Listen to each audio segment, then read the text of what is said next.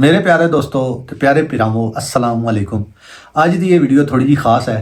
अज मैं सिर्फ कोई कहानी या नसीहत लैके नहीं आया। अज मैं दिल की गल करन आया तुहाडे नाल, अपने नाजरीन नाल, अपने चाहने वालियां नाल।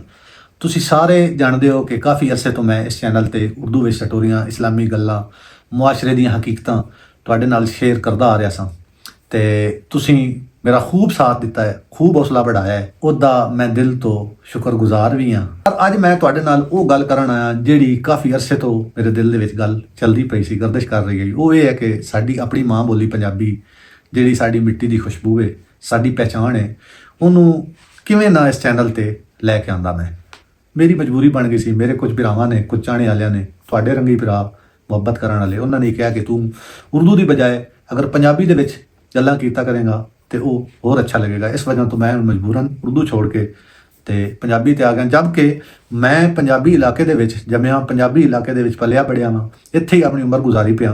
कुछ थोड़ा अरसा जॉब का मौका मिला वो कीती ते यकीन मनो कि मैनू इत्थे पंजाबी मुश्किल लगती सी और उर्दू बोलना मैनू आसान लगता सी। लेकिन उन्होंने पुरजोर फरमाइश से मैं हुण पंजाबी शुरू करन लगा ते अज मैं तुहाडे सामने पंजाबी विच बोलण दा आगाज़ प्रॉपर कर दिता है। अज ये मैं कोई इस्लाही या मुआशरे की सलाह वाला या कोई कानून के बारे या किसी भी हकीकत के बारे गल नहीं कर रहा। सिर्फ वही हकीकत है कि जिहड़ी मेरे दिल दे विच है या मेरे चाहने वालियां की वजह तो मैं लैके आया और ये मैं तुहाडे नाल शेयर कर रहा। वही हकीकत है। मैं चाहता कि जिहड़ी गल दिल चों निकले वो पंजाबी है, जिहड़ी सीधी जाके दिलों ते वजदी होंदी है। तो असीं गल्लां तां दिल दे विचों ही करदे हां। इंशाअल्लाह कुछ साडे दिल दी निकली गल जिहड़ी वो असर करेगी तो कुछ पंजाबी जिहड़ी वो असर करेगी और इंशाअल्लाह तुहाडे दिलों ते गल वजिया करेगी। जिहड़ी नसीहत होवे वो बोझ नहीं लगनी चाहिए। भाई जो नसीहत करदा तो उस पर अमल भी किया करो। गल्लां मेरी कोशिश यही होंदी है कि वक्त ने गुजर जाना, इंसान ने चले जाना, लेकिन ये गल्लां जिहड़ियां खास तौर पर सोशल मीडिया ते होंदियां ने ये तो रोकी जानियां ने बाद भी चलदियां रहंदियां ने।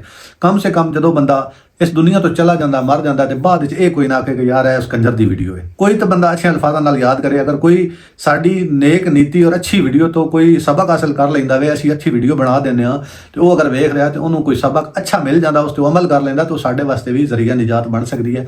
मेरी कोशिश यही होंदी है। इस वजह तो मैं कोशिश करदा कि अच्छियां वीडियो बनावां, इस्लाह वालियां बनावां।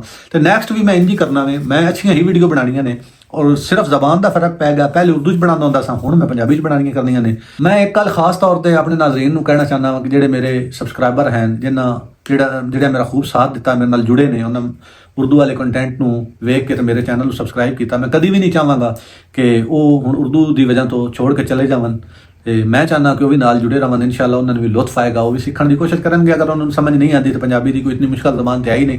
पहले भी मैं कहना होना कि साडी जिहड़ी पंजाबी जबान है ये अगर सोचा जाए तो ज़्यादा अल्फाज जिहड़े ने उर्दू के ही होंदे ने, सिर्फ बोलण दा अंदाज चेंज हो जाता बस। बाकी कुछ लफज हैं ने थोड़े बहुत जिहड़े पंजाबी मतलब प्योर पंजाबी होंदी है, बाकी ज़्यादातर तो उर्दू के लफज इस्तेमाल होंदे ने। खैर ये मेरा वादा है कि कंटेंट मेरा वही रहेगा, इस्लामी, इस्लाही और सच्चाई वाला, वो मैं चेंज नहीं करांगा। बस थोड़ी जी जबान बदली है तो अपने मकसद से इंशाअल्लाह असीं डटे रहांगे। जिहड़े अस काम कर रहे हैं वही करना है, सिर्फ जबान का फर्क पै गया। जे किसी को पंजाबी समझ आती है तो बिल्कुल ठीक है, तो पूरा इंजॉय करे जिस तरह मैं पहले कहा। जे किसी को नहीं आती, उर्दू पसंद करता है, वो भी चैनल का हिस्सा रहे, वो भी सानू छड्ड के ना जाए, क्योंकि साडा दिल नहीं करता कि सानू कोई छड्ड के जाए। तो मेरे लिए तुसीं सारे बराबर हो। तुहाडा एक भी कमेंट, एक लाइक, एक शेयर, एक दुआ, सब कुछ मेरे लिए बहुत कीमती है। अज ये वीडियो बस एक ऐलान नहीं, एक वादा है कि मैं तुहाडे नाल ईमानदारी नाल, मेहनत नाल इस तरह कंटेंट लैके आना, अच्छी वीडियो लैके आनी और तुसां उन्होंने लाइक करना, शेयर भी करना है।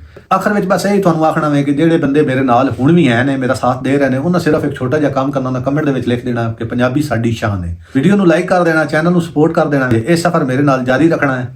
अल्लाह तुहाडा भला करे, तुसीं खुश रहो, आबाद रहो, शाद रहो, वसदे रहो। तो तुहाडा ते मेरा इस तरह ये यूट्यूब वाला रिश्ता, मतलब सोशल मीडिया का रिश्ता कायम दायम रहे। अल्लाह हाफिज़। तुहाडा अपना मुमताज़, दुआवां याद रखना। अस्सलाम वालेकुम।